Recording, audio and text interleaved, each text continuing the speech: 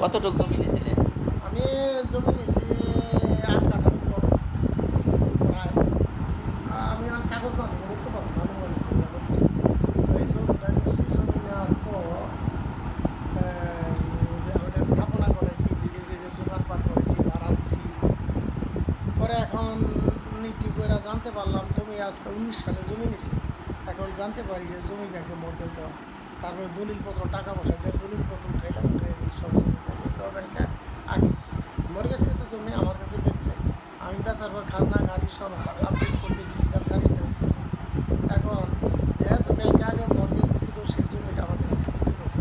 এটা আমার রিটায়ারমেন্টের বেনিফিটের টাকা, অনেক কষ্টের টাকা, ছেলের জমানো টাকা, মেয়ের স্বর্ণ অলঙ্কার বিক্রি করে আমি হচ্ছে সাথে এই জমির উপর। কিন্তু পরবর্তী তারা এই জমি যখন ধরা পড়লো, যখন যখন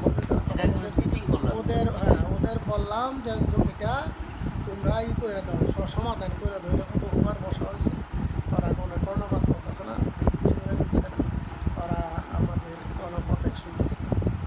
এখন জমির মৌজাটা কই? এটা মৌজা দেশিপাড়া মৌজা। মালিকের নাম কি? মালিকের নাম হারিজউদ্দিন, তার ছেলে নয়ন, রতন, তার মা রতনের মা, এগুলো সবাই আমার কাছে এই বাসার পৈতৃক সম্পত্তি টাকা না ওয়ারিশ সম্পত্তি? তারা পৈতৃক সম্পত্তি। মোট কত টাকা নিয়েছিল ওই সময়? টাকা এখন দেখলো যে টাকা তো অনেক টাকা আনছে, তখন টাকা আনছে। এখন আর জমির ভ্যালুয়েশন 3 গুণ বাইরে গেছে রোডের সাথে জমি। তখনকার ভ্যালু ছিল কম, এখন তো বাইরে গেছে। এখন প্রেজেন্ট ভ্যালু মিনিমাম 25 লাখ টাকা কাটা হইল, যেটা মিনিমাম 25 লাখ টাকা কাটা হবে জমির মূল্য। তারপর আমি 60-70 লাখ টাকা ব্যয় করে ওখানে ঘর বানিয়েছি।